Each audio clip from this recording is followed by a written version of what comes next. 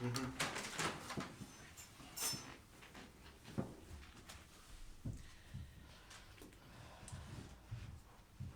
dame in gospodje, dragi bralke in bralci Tednika Demokracija in našega spletnega portala, spoštovani davkoplačevalci in vsi, ki spremljate našo okroglo mizo predstavitev preko naše spletne strani, YouTube kanala in Facebooka, vsi prav lepo pozdravljeni.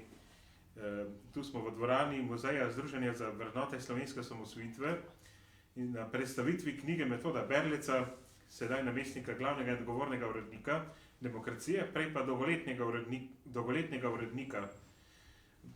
Ta naša predstavitev poteka v okviru vseslovenske turneje naše založbe Nova obzorja. Na tej turneji prirejamo pogovore o različnih slovenskih krajih z avtorji knjig, ki jih je izdala naša založba. Tako da danes prav lepo pozdravljam naše kar 3 goste.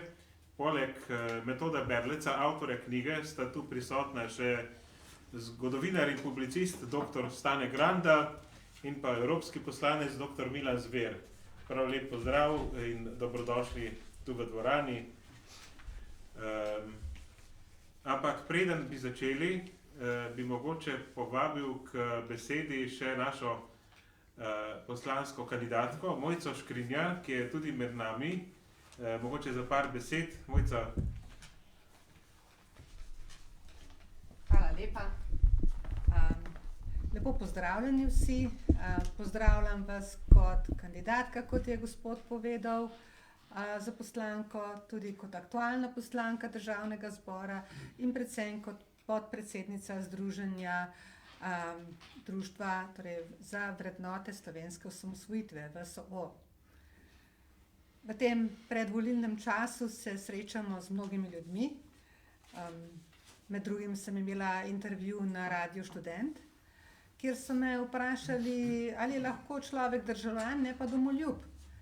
In zakaj je vendarle to domoljubje tako pomembno.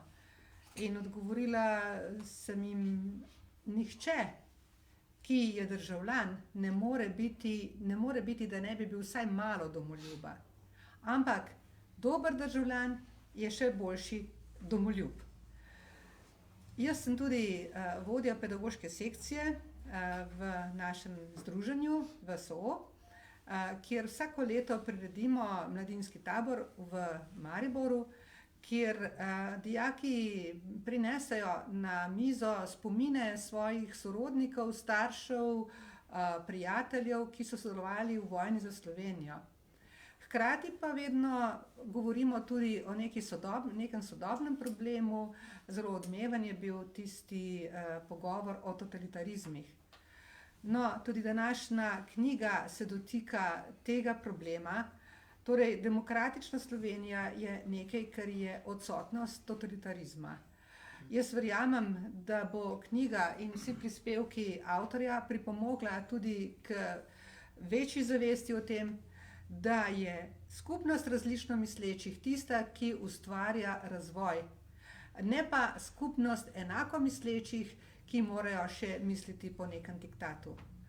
Pozdravljam to knjigo in seveda sem vesela za to, da obstaja v našem slovenskem prostoru tudi založba Obzorje, ki dejansko pomeni, torej demokracija pomeni tudi neko polnjenje vrzeli, ki jo vendarle čutimo tako v vsakdanjem življenju, kakor tudi v vzgojno-izobraževalnem procesu. Hvala za priložnost, da sem lahko tukaj in želim lep večer.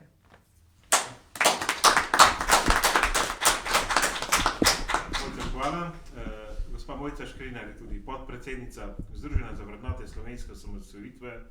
Tako smo tudi zbrani v teh prostorih, kjer ima združenje tudi svojo dvorano in tukaj se večkrat dogajajo tudi predstavitve knjig in tudi razni kulturni dogodki in tu je urejen tudi muzej, bi rekel nekakšna predhodnica Muzeja slovenske osamosvojitve, tako da vsi, ki spremljate naš dogodek preko naše spletne strani video prenosa, lepo vabljeni, da ta naš muzej tudi obiščete. tudi na spletni strani Združenja za vrednote slovenske osamosvojitve tudi lahko najdete podatke, kdaj je muzej odprt. No, torej, ker se z metodom kot novinarska kolega poznava že kar dobrih 20 let, se bova seveda tikala. Najprej bom za začetek dal besedo kar njemu. In zanimivo je, Metod, ker v tvojem življenjepisu berem, da si glede na tedajni sistem v šolstvu, takrat smo imeli namreč usmerjeno izobraževanje, si bolj tehnično izobražen, si bil na srednji električni, če se ne motim, ne? In potem si delal celo v delavnicah železniškega gospodarstva Ljubljana, to je sedaj Slovenskih železnic. Tam si tudi odblizu spremljal stavko strojevodi leta 1988, no, potem si šel pa bolj v družboslovno-humanistično smer. Je nate vplivalo, da si šel v to tudi družbeno oziroma tudi domače okolje, ker večkrat si v uvodnikih tudi poudarjal, da si prihajaš iz protikomunistično usmerjene družine, krščanske družine in da ste bili ves čas zavezani krščanskim vrednotam in s tem trn v peti komunistični oblasti. Tako da bi prosil mogoče, če nekaj poveš o tem. Hvala. Vsi prav lepo pozdravljeni tudi z moje strani. Naj najprej rečem, da veliko raje postavljam vprašanja, kot pa na nje odgovarjam. Res je, doma sem iz centra Kamnika, iz narodno-zavedne krščanske družine. Moje stare starše in starše je zaznamovalo dejstvo, da so bili zaradi tega v prejšnjem režimu nekako drugorazredni državljani. Mojega starega očeta so pod izmišljenimi obtožbami za pol leta zaprli in mu nato nacionalizirali več hiš, ki jih je pridobil s trdim delom. Tako da je bilo potrebno veliko energije, naporov, da nam je bilo to nakradeno, to ukradeno premoženje s časoma vrnjeno. Moj oče Blaž pa je še pred Titovo smrtjo že v 70-ih letih, drugi polovici 70-ih letih govoril, da bi morala biti Slovenija samostojna država, neodvisna, in tako sem tudi gor rasel. Spomnim se, da sem se v šoli že v 3. razredu osnovne šole, ko smo se učili o Jugoslaviji in podobno, prepiral sošolci, ker sem pač rekel, da bi mi živeli samostojno, šolci so mi pa rekli, kaj bi pa potem brez Bosne, kjer imajo rude in podobne stvari. Ker pa sta potem moja dva starejša brata šla na srednjo strojno šolo, sem se sam vpisal na srednjo elektrošolo, to na železničarsko šolo v Šiški, kjer pa sem potem hitro ugotovil, še posebej, ko sem prišel prvič na prakso v centralne delavnice, to smo Moste, pač vzdrževati električne lokomotive, da nekako me to delo ravno ne zanima, ker je preveč, da to ni nekaj, s čimer bi se ukvarjal celo življenje, čeprav je tudi zanimivo, da v bistvu človek izkusi tako delo v praksi, da pač se ne ukvarja samo z nekakšnim aktivizmom kot petkovi kolesarji, ki očitno v življenju nikoli niso pošteno delali. Tako da sem potem napel vse sile, da sem delal diferencialne izpite, da sem potem zadostil pogoje, da sem se lahko, preden sem šel v vojsko, vpisal na filozofsko fakulteto, na smer zgodovino in geografijo, ker sem pač ugotovil, da je to stvar, ki me zanima, ker sem pa pač že v bistvu od nekdaj rad bral in si širil obzorje. Aha, no. Metod po prvih poklicnih izkušnjah v šolskem sistemu, ko si nekaj časa si deloval kot učitelj, si potem delal na Magu in tam spoznaval novinarsko delo. Kako potem, da si od Maga, ki je v bistvu nekako bolj tak uveljavljen samostojni tednik desne usmeritve, potem prišel k Demokraciji, ki je bila mogoče je bila nekako v senci takrat še tedanjega Maga. Ja, v začetku leta 2001 sem bil brezposeln, pač iztekel se mi je delo na osnovni šoli Brezovca pri Ljubljani, kjer sem nadomeščal eno gospod na Porodniški, iztekel se mi je delo tudi Muzej novejše zgodovine Slovenije, ker sem vodil po razstavi Slovenci v 20. stoletju in sem pač poslal prošnje na različne medije, pa so me potem takoj poklicali iz staništva Maga, da bi pač Danilo Slenkrat govoril z mano, mi je sprejel in mi je rekel, da dam ti priložnost za novinarsko delo. in sem začel tam na Magu delati, se učiti novinarske obrti, novinarstva. Potem kmalu zatem je pa sledil tudi klic demokracije, da bi pa, če bi pač prišel k njim delati k demokraciji, pa sem rekel, da pač pridem, če me zaposlijo, a ne, in ker so me zaposlili, sem pač potem iz Maga odšel na uredništvo demokracije, kjer sem pač hitro postal namestnik urednika in potem tudi urednik demokracije, ne. Pri čemer moram reči, da sem se veliko naučil tako Danila Slivnika, kot tudi Vide Kocen in Dejana Štambuha, ki sta bila pred mano glavna in odgovorna urednika revije Demokracije. Ja, jaz se tistih prelomnih časov tudi kar dobro spomnim, bil sem še mlad honorarni novinar in takrat meni si postal najprej namestnik urednika, da se mogel kar precej delati, bil pravzaprav de facto se bil ti urednik, ne, ker so bile razmere pač takšne, da si moral pač biti in tako da 2002 začetku leta si potem pa tudi uradno postal urednik oziroma najprej se temu reče VD, pa ne VD 40, ampak prav vršilec dolžnosti, ne. No in takrat se je začel tudi čas, ko si pisal ovornike uredniške, no in v tej knjigi, ki sedaj vidite, notri je zbranih kar okoli 150 takih ovornikov iz tistega začetnega obdobja. Zakaj iz tistega začetnega obdobja? Zato, da nekako vidimo, kakšen je ta duh časa, iz tistega časa, kaj se je takrat dogajalo, ker malo se kdaj človek pozabi, ne. Se pravi, vse to je nekako obsega obdobje do leta 2004, ko je SDS prvič zmagala na volitvah. In zakaj si potem izbral prav to obdobje? Sam recimo si se odločil, da izbereš prav to obdobje 2 let, 2002 do 2004. Ja, v bistvu, to je bil tak velik preskok iz Maga priti na demokracijo, ne?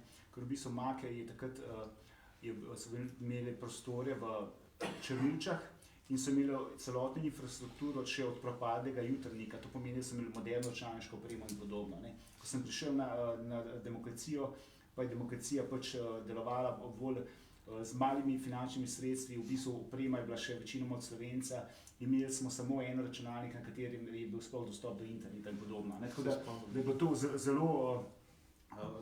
zelo, kako bi rekel, zelo drugače, no. Ampak se nismo dali in smo se trudili po najboljših močeh, a ne. Ampak bilo je pa tako, ne, da revija Demokracije je bilo v tistem času pogosto celo edini medij, ki je tedensko zastopala interese demokratične opozicije, ne. Ker vemo, da Mak je zahajal levo, desno, v bistvu tudi pač Slivnik imel svoje prebliske, ne. V bistvu slednja, torej opozicija pa je bila stalno tarča dominantnih levičarskih medijev, ki so jo sistematično demonizirali in blatili, a ne. In revija Demokracija je bila zato medijski otok svobode in demokratične resnice, a ne. Časopis, v katerem so lahko bralci brali tudi zgodbe, ki jih drugi mediji v javnosti niso predstavili ali pa so jih predstavili povsem drugače, ne. V bistvu so bile to po svoje, če gledamo glede interneta, nekako pionirski časi, a ne. Svetovni splet je bil v tistem času še zelo v povojih, malo je bilo spletnih strani, tako da je na slovenskem tistem času, torej 20 let nazaj, poleg televizije in radija, da so glavno vlogo igrali tiskani mediji, a ne, ki pa so bili v bistvu izključno v rokah tranzicijske levice, a ne. Javnosti je bilo torej treba tedensko predstaviti drugo plat zgodbe, teme, ki so bile zamolčane, prezrte ali zavestno medijsko spregledane. V tej knjigi sem torej zbral 150 uvodnikov, v bistvu ti uvodniki niso nastali sami od sebe, ampak vsak teden je bilo veliko matranja, veliko poizvedovanja, klicev, pač ugotavljanje ozadij in podobno, tudi z dr. Milan Zveran sva večkrat debatirala o različnih stvareh, mi je svetoval, mi razkrival ozadje in podobno, zakaj v bistvu gre, a ne, ker v bistvu eno je, kaj poročajo dominantni mediji, nekaj drugega pa je, kaj se v resnici v ozadju dogaja, ne. Zakaj sem pač torej izbral prav ta 3 leta? Pač to je bil čas, ko se je pomladna opozicija pobirala nekako po katastrofalnem letu 2000. Vemo, da Bajukova vlada je bila velika priložnost, ampak žal se zaradi medijskega enoumja ni šlo. Potem je jeseni na državnozborskih volitvah pod LDS pod vodstvom Janeza Drnovška premočno zmagala. To je bilo potem tudi obdobje, ko se je zadnjemu šefu partije Milanu Kučanu iztekel drugi predsedniški mandat in ga je na tem mestu nasledil Drnovšek. LDS pa je potem po odhodu svojega dolgoletnega predsednika in premierja se je znašel nekako v težavah, saj je njegov naslednik Anton Rop nekako stopil prevelike čevlje, ni bil kos položaju. Hkrati pa je bila tranzicijska levica še vedno prepričana, da je obsojena na oblast. In tu se je pokazala priložnost za Slovensko demokratsko stranko pod vodstvom Janeza Janše in kot vemo je to priložnost izkoristila in jeseni leta 2004 zmagala in potem sestavila skupaj z Novo Slovenijo, Ljudsko stranko in Desusom prvo Janševo vlado. Ja, če smem tu skočiti, jaz se spomnim tistih časov, ko sem prihajal še v čisto začetku na uredištvo demokracije, še na Komenskega 11, in tista računalniška oprema, če bi jo videli, bi se zgrozili. Ja, to so bili tisti stari Macintoshi, stare mašine, ekrani so bili po mojem toliko veliki kot tale knjiga. Če si predstavljate, danes so grozno velike. In vse so tudi televizijski ekrani so danes že veliko večji, kot so bili nekdaj. Ampak zdaj sem se nekako spomnil, da je tudi Frane Adam, sociolog, razlagal ravno v tistem času, da je v Sloveniji nekje 82% celotne politične elite in gospodarske nekako izšlo iz starih elit v času partije. Se pravi, da je zelo malo bilo pritoka iz nepartijske strani. To se bo kasneje tudi z dr. Zverom bo razvila to diskusijo. Mogoče še to vprašanje, preden dava besedo našim gostom. Tu vidim, da so 3 obrazi na tej knjigi. Na naslovnici vidim, da France Tomšič, Jože Pučnik in Janez Janša.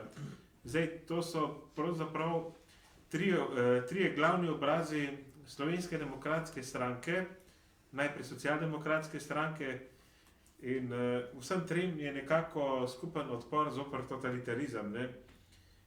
Metod, kako recimo doživljaš te 3 osebnosti, in zakaj si te 3 like izbral, ki krasijo platnico te knjige. S Tomšičem sta bila celo rojaka in leta 86, eno leto pred stavko v Litostroju, je on poskrbel za en tak svojevrsten odpor proti lokalni partijski oblasti v Kamniku. Mogoče nekaj v tem.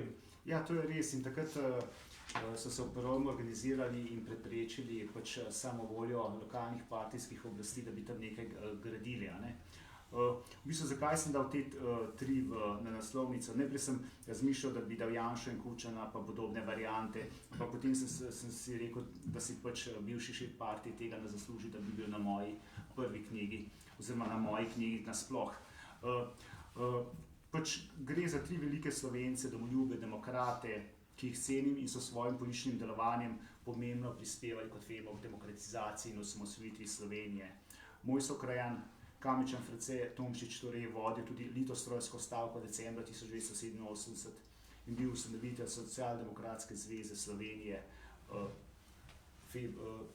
To je bilo februarja 1989. Takrat sem kot dijak prišel tudi to v Cankarjev dom nekako pogledati, ker se mi zdel, da je to zgodovinski dogodek. Čeprav se nisem članil v stranko, ampak sem hotel biti priča takim zgodovinskim dogajanju. Podobno kot sem prej hodil na vsa ta zborovanja v podporo zaprti četverici in podobno. In vemo, da je bila Socialdemokratska zveza Slovenije oziroma Socialdemokratska stranka Slovenije poleg Slovenske demokratične zveze ena izmed 2 predhodnic sedanje Slovenske demokratske stranke. Dr. Jožetu Pučniku posebej vprašano ni treba govoriti. Vemo, da je potem nasledil Tomšiča, bil predsednik sveta demokratične opozicije Slovenije Demos, ki je zmagala na prvih demokratičnih volitvah spomladi 1990 in Republiko Slovenijo s prvo demokratično izvoljeno Demosovo vlado 1991 osamosvojila in jo v začetku leta 1992 pripeljala tudi do mednarodnega priznanja.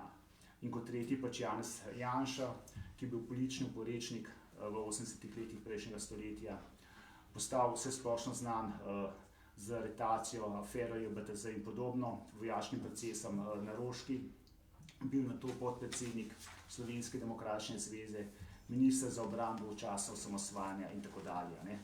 Skratka, vsi trije so se prizadevali za demokracijo v Sloveniji, za to, da bi se Slovenija osamosvojila in da bi postala normalna evropska država, se pravi članica Evropske unije, Severnoatlantskega zavezništva, kar se je potem leta 2004 tudi zgodilo. Poleg tega pa sem bil kot novinar in urednik vsa leta veliko z njimi v stiku, vsakim od njih sem večkrat naredil tudi intervju, poleg tega pa predvsem Pučnik in Janša pač veliko nastopata v teh ovojnikih, ki sem jih pisal v letih 2002, 2003 in 2004. Zdaj pa mogoče čas, da tudi damo neke besede še našima gostoma. Gospod dr. Stane Granda, nedavno ste pri založbi Družine izdali knjigo z naslovom Pot v samo slovenstvo, prva osamosvojitvena zgodovina Slovencev. Odlomke iz te knjige smo objavljali tudi v reviji Demokracija lani. Kako vi v tem zgodovinskem kontekstu vidite te tri osebnosti, Tomšiča, Pučnika in Janšo? Ja, hvala, Gregor. Torej, moram reči, da seveda so to za mene velike tri osebnosti. Moram pa reči, da so sicer, imajo nekaj skupnega, so pa zelo različni. Torej, moram reči, da kot zgodovinar zelo obžalujem, da Tomšičeva politika ni prevladala v SDS. Namreč, če bi Tomšičeva smer prevladala, potem vrsto težav, ki jih imamo danes, tudi partije ne bi bilo več vsega tega, ampak časi so bili drugačni in v ospredju je bila, namreč, to je neka podobna tragedija, veste, kot je klerikalna stranka doživela, ker ni sledila Ehrlichu. Če bi klerikalna stranka sledila Ehrlichu, bi se postavila alternativa komunistom in bi veliko tudi komunistov prišlo v to pozicijo, samostojne Slovenije, to se zdaj sveto prepričan. Tako pa je klerikalna stranka starojugoslovanska sledila jugoslovenarstvu in se je vključila v borbo za Beograd, kar je bila seveda čista slovenska neumnost in je potem zaradi tega tudi kasirala. Ampak pustimo, stvari niso tako primerljive. Gospod seveda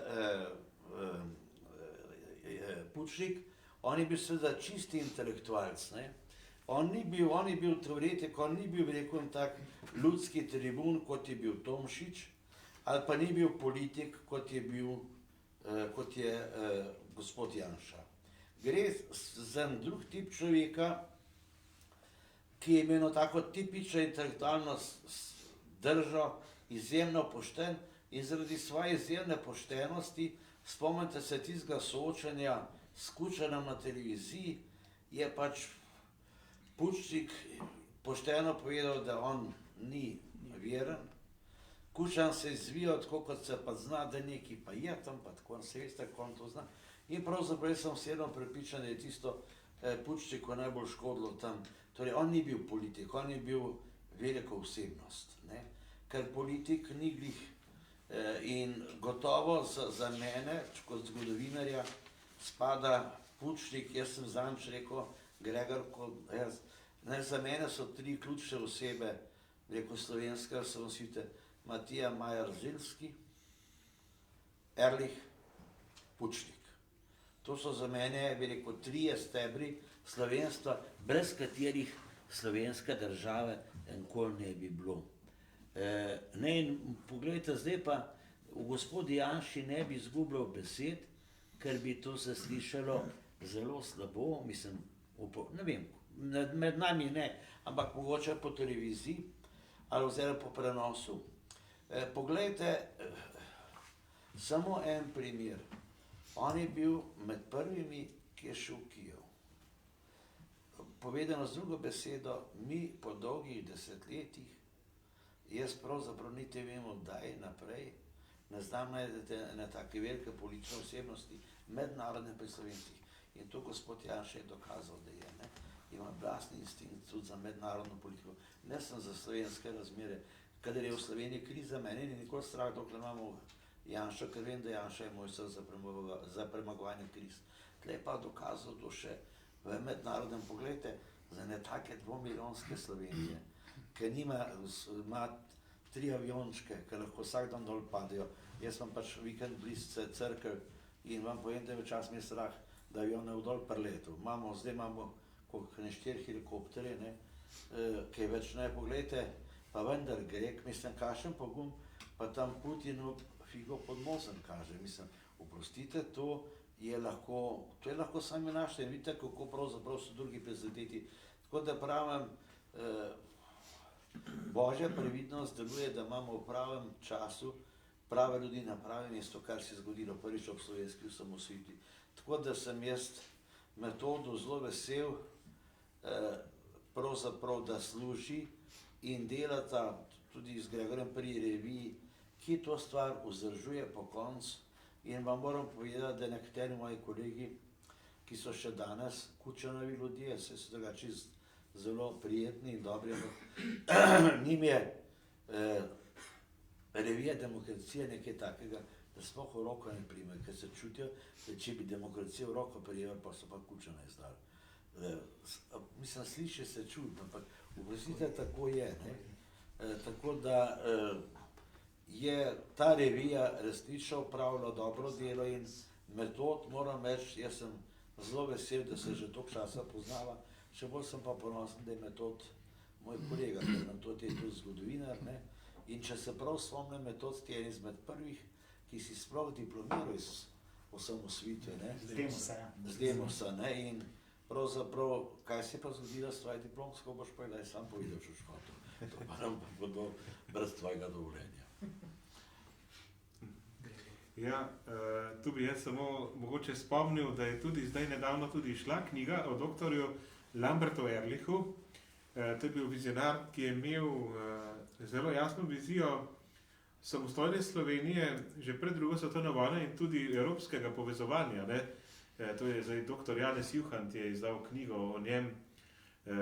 No, tu bi pa šel naprej in bom dal besedo še dr. Milanu Zveru, tudi podobno vprašanje glede ocene teh 3 osebnosti, Tomšiča, Pučnika in Janše. Vi ste sodelovali z Jožetom Pučnikom, v začetku ste bili nekako tesen sodelavec, ne? Kako bi zdaj v tem zgodovinskem trenutku, v političnem kontekstu videli te 3 osebnosti? Najprej hvala lepo za vabilo, pa hvala za to, da ste rodili to knjigo, ki je zelo pomembna in ste zajeli res pravo obdobje. V tem času se je veliko dogajalo, ne? Od leta 2002 do 2004 ogromno. Praktično je desno sredina takrat prvič prevzela oblast, konec leta 2004 in zajema to tudi ta knjiga. Res je, da smo imeli že prej Bajukovo, po Demosu mislim, ne? Še kratko Bajukovo vlado, ampak tista vlada 2004 je trajalo cel mandat v enaki sestavi in to se še ni zgodilo, ne prej, ne kasneje. Ja, jaz sem sodeloval z vsemi 3, z Tomšičem se najbolj spomnim, ko smo leta, mislim, 92, ko so bili volitve za predsednika, člana predsedstva, takrat smo še imeli drugačen volilni sistem, smo skupaj trenirali, ne, pa se pripravljali na soočenja in podobno. Bil je res zelo dober in prijeten človek. S Pučnikom sem sodeloval praktično do konca.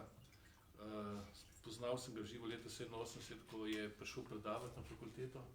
Spomnim se njegove teze, ko je govoril o razlikah v sistemih. Je rekel, tudi to, da vam smrdi na WC-ju, je lahko znak, slab znak sistema, ne?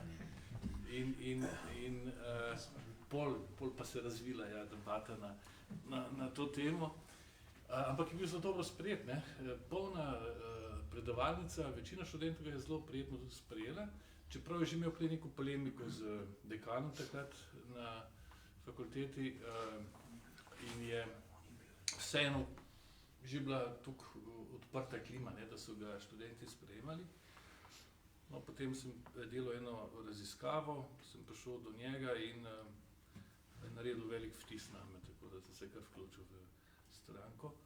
Z Janezom pa sodelujeva od leta 1992,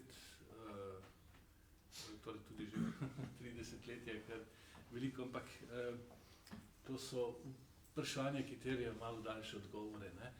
Zdaj, res so ti ljudje bili različni in Stane ima zagotovo prav, ko pravi, ne, da je bil taki ljudski tribun, verjetno Tomšič, od vse trojice največji, ne. On je res zaživel, ne, popeljal.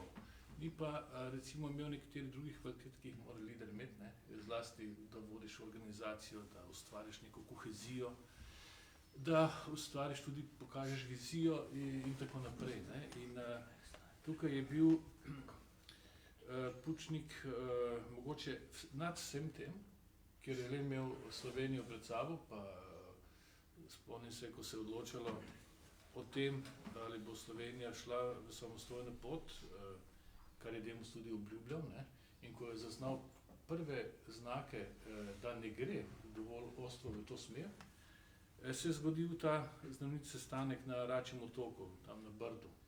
In je potem vsakega dvakrat vprašal, ali se zavedaš lastne osebne odgovornosti za projekt, ki smo si ga zadali. In ko je bil prvi krog šel skozi, Pučnik ni bil zadovoljen z odgovori. Zato je še enkrat vprašal, ne? In na koncu je bil zadovoljen, ker so vsi se zaprisegli, da bodo naredili vse, da izpolnijo to načelo. Ampak takrat to ni bilo enostavno, vam povem. Takrat je mednarodne okoliščine so nasprotovale temu, ne? Zlasti Amerika je bila proti, ne? Imeli smo nekaj prijateljev v Avstriji pa v Nemčiji, ampak to ni bilo dovolj, da bi lahko zanesljivo rekli, da se bo Slovenija uresničila plebiscitarno voljo slovenskega naroda, ne? Ampak trmast, kot je bil Pučnik, je gnal to idejo naprej in vse bolj se je prijela tudi. Vidim, da pišete v knjigi tudi, da je povedal, izdal datum na Ptuju, in to je bilo izjemno pametno. Tisti hip, ko je povedal za datum plebiscita, povratka več ni bilo, ne? Če bi pa še malo skrivali, pa tudi Bog ve, kaj bi se še dogajalo, ne? Bog ve, kaj bi se še dogajalo v tem času. Zato je bilo dobro, da je dal to v javnost in da je javnost v bistvu vzela ta datum za sebe in zgodba je bila praktično končana, ne? Zato je Pučnik, jaz imenujem očeta slovenske države, ne, ker je to idejo res trmasto peljal naprej, čeprav še je vedno veljal takrat embargo na Slovenijo. Mi nismo imeli še orožja za, bi rekli, fizično obrambo osamosvojitvenih ukrepov, ne. To ni bilo enostavno. Nekaj orožja smo dobili tik pred zdajci. In ko se je začela vojna, smo bili praktično bosi. Šele po 3 dneh, 4 dneh, ko smo zajeli nekaj skladišč, se je pa situacija radikalno obrnila v naš prid. Naenkrat smo imeli nekajkrat več vojakov pod orožjem kot Jugoslavijska armada in beograjska generaliteta se je zavedala tega, ne, in zato so začeli popuščati in zmaga je bila hitra in čista kot solza tudi po mednarodnem humanitarnem vojaškem pravu, ne, to moramo vedeti. No, v Janezu Janši pa bi samo potrdil to, kar je povedal Stane. On ima izjemen ugled v mednarodni javnosti, pa ne samo zaradi tega obiska, bil je res prvi obisk, ne, eden prvi obisk, njegova ideja, njegova pobuda in včeraj smo lahko videli na konvenciji SDS, kako ga je pohvalil poljski predsednik vlade, ne, ki običajno ne hvali nobenega, ampak z izbornimi besedami je povedal, kdo je Janez Janša, ne. Tako da on je vpet močno v mednarodno politiko, ne samo preko Evropske ljudske stranke, on je podpredsednik svetovne centristične internacionale, recimo pomembna, to je še širša politična organizacija kot Evropska stranka, ne, ljudska stranka. In včeraj tudi predsednik politične skupine Evropske ljudske stranke in pa verjetno bodoči predsednik EPP, glede na to, da je še edini kandidat, kongres pa imamo konec maja. povedal isto, ne? Da z velikim respektom gledajo evropski politiki na Janeza Janšo, ne samo zdaj zaradi tega obiska, ampak tudi že veliko prej. Pa tudi ne samo zaradi predsedovanja.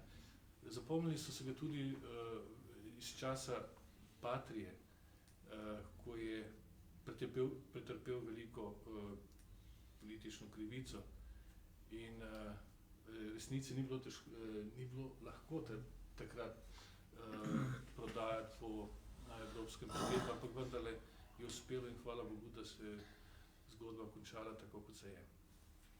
Ja, jaz bi rekel tu mogoče še za nadaljevanje, dr. Milan Zver.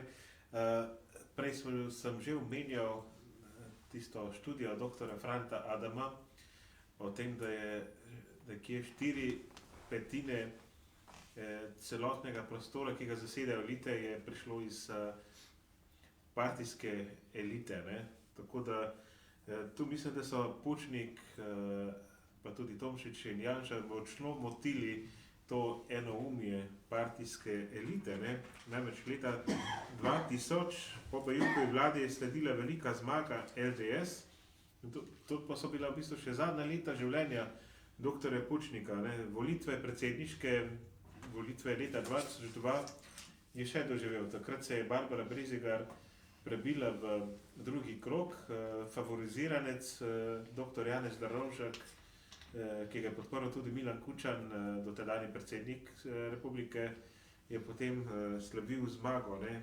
Ne vem, bi lahko rekli, da je Pučniku nekako ni bilo dano, da bi dočakal prvo zmago SDS, ne? Kako je na to gledal? Ja, to tezo delim z vami, tudi meni je hudo, ne? Da ni dočakal te velike zmage, pravzaprav triumfa nad LDS-om takrat. Ne boste verjeli, jaz sem malo predsedno dobil klic iz morja, iz Hvara. Nek prijatelj me kliče, pa pravi, čestitam za zmago. Pa sem, ko se še ne vemo, se še ni uradnih rezultatov, pa rekel, ja, jaz vem, ker tukaj je cela ekipa LDS-a na morju in žalujejo. Oni so že vedeli, da so zgubili takrat, ne. Ja, meni je res hudo zaradi tega, ne, ampak nas je prehiter zapustil Jože Pučnik, ja, da bi lahko doživel vse to, kar se je zgodilo tudi potem, po tej knjigi, tako da bo, verjamem, tudi še naslednja. Jaz bi samo še to povedal, ne, v tej knjigi Metod izjemno dobro,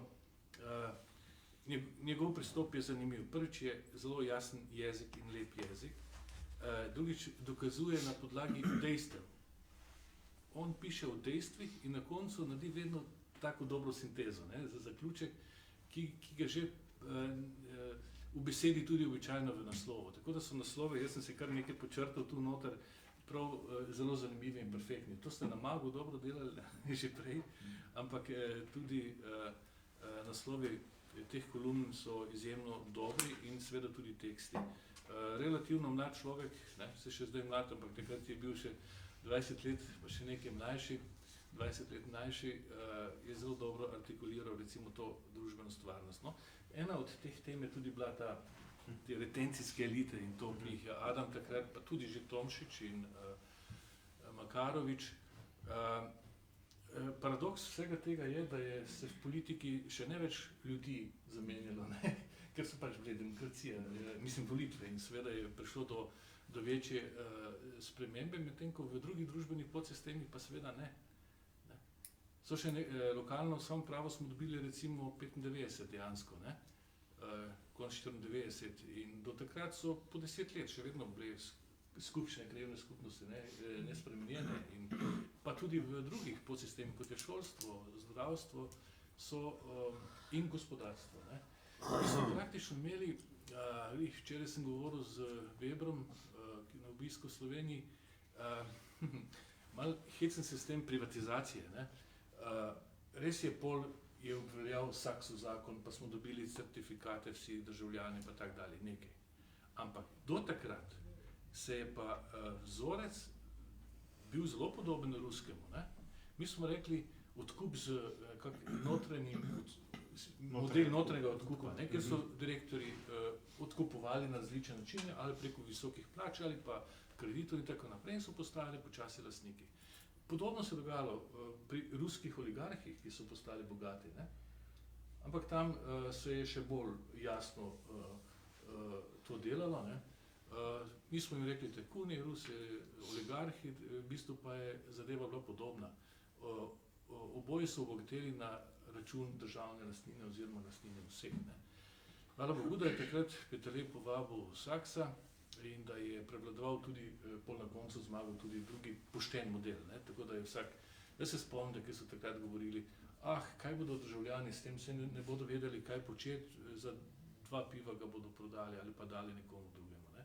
Tako so poniževali samo zato, da bi direktorji postali dejanski lastniki, ne, oziroma tajkuni, in to se nažalost tudi dogajalo že od leta 87 naprej, ko je Markovič omogočil to. Ne. Pa še pol nekaj let. To je bil izvirni greh, recimo to, da imamo danes asimetrijo v medijih. Ne. Tam Orbana kritizirajo, na Madžarskem 50-50, dokaj pravijo, dokaj uravnotežen medijski prostor, ne?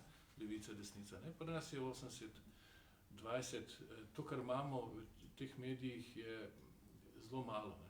Zelo malo neposrednega vpliva na, recimo, pridobivanje dodatnih volilnih glasov. Zdaj, ti novi mediji državni, ne, so neka izhod iz krize, ne? To je lahko zdaj vsak človek medij za sebe, ne? Recimo Janez Janša je zelo vplivni medij v Sloveniji, mogoče bolj kot kakšna televizija ali pa kakšen časnik, ne? Zato, ker napiše nekaj in to tudi drugi pograbijo, ne? Tako da to je ena rešitev za prihodnost, prihodnje, ampak ko bodo delovali tudi trg, tudi na medijskem prostoru, ne, bo krajina bolj jasna, ko bodo jasni lastniki, pri nas se lastniki skrivajo v medijih in to mi večkrat povemo tudi v Bruslu. Ne vemo, kdo so lastniki vseh levih medijev, ne, ker skrivajo identiteto, ampak jaz mislim, da čas dela vendarle za nas. Ne. Je pa res, ne, da bi pa veliko stvari lahko objavil tudi danes kakšno. Še vedno so aktualne. Mogoče kakšen štos, da se objavi, potem pa se naslednji številki reče, to je bilo objavljeno pred 20 leti. So še isti problemi, ne? Jaz sem se ob tem spomnil na izraz prihvatizacija, ne? To se je bilo v Rusiji uporabljalo, ne? Ampak mi je prišel nekaj na misel. Zdaj bom napeljal na vprašanje za gospoda doktora Grandova, ne? In sicer Drnovšek, ki ga bomo zdaj nekoliko tudi ocenili, ne? On je v bistvu spoznal Jeffreya Saksa, ki je potem prišel najprej v Jugoslavijo, najprej k Anteju Markoviču, to je bilo, mislim, da je 89. leta in potem še v Slovenijo, k Demosovi vladi. In takrat sta prišla Saks in Lipton svetovati vladi na področju privatizacije.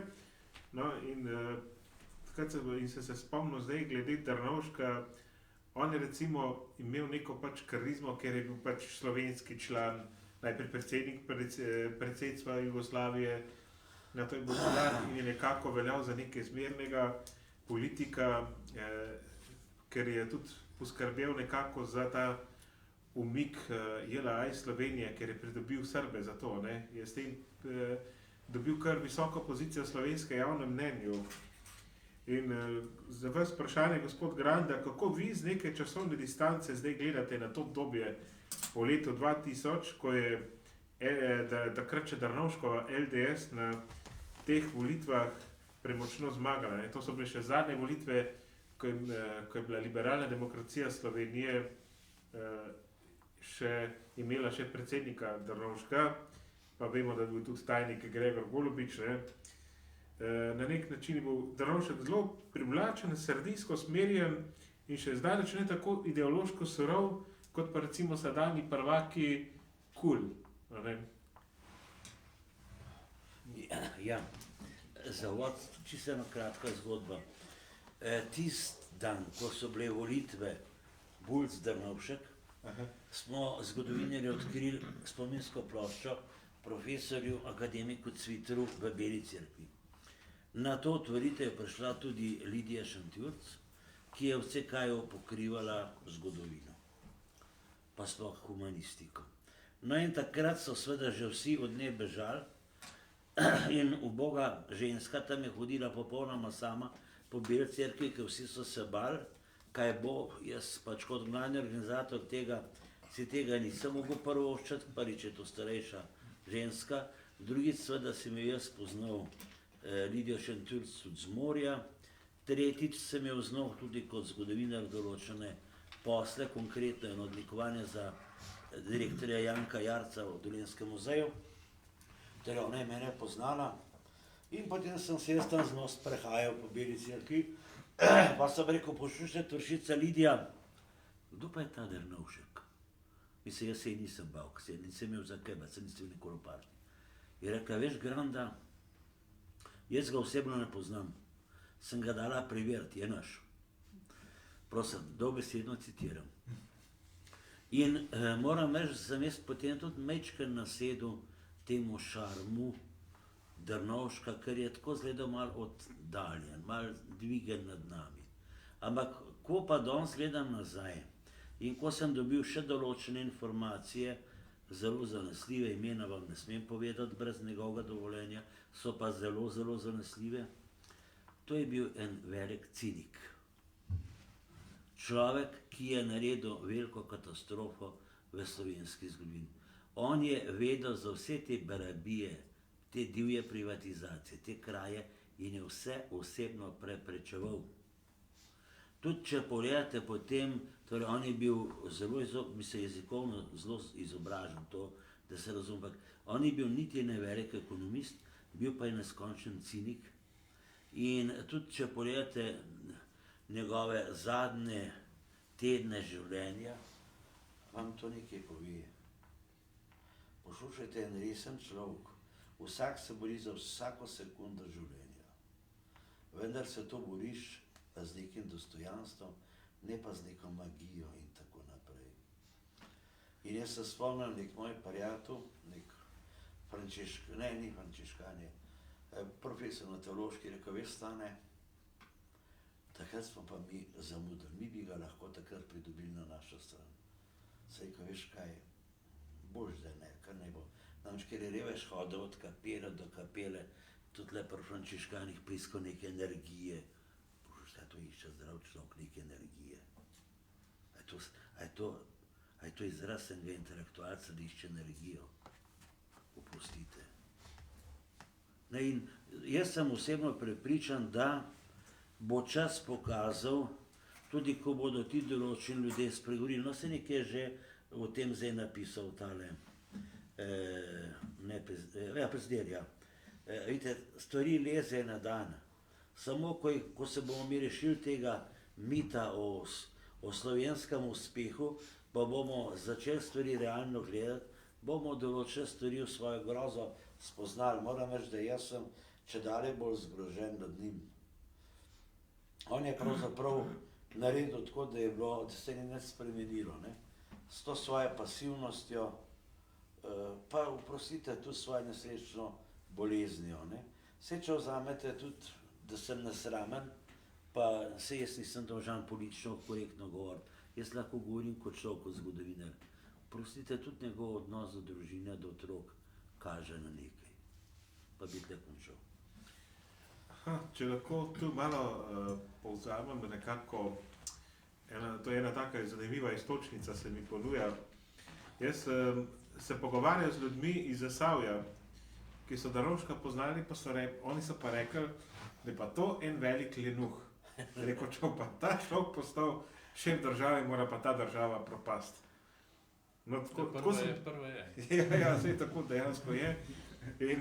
Ampak zanimivo, potem sem dobil v roke knjižico akademika dr. Franceta Bernika, ki opisuje pač svoje izkušnje z Drnovškom, je nekoliko bolj nekako zmeren pri tem opisu, nekako razkrije tudi določene zakulisja.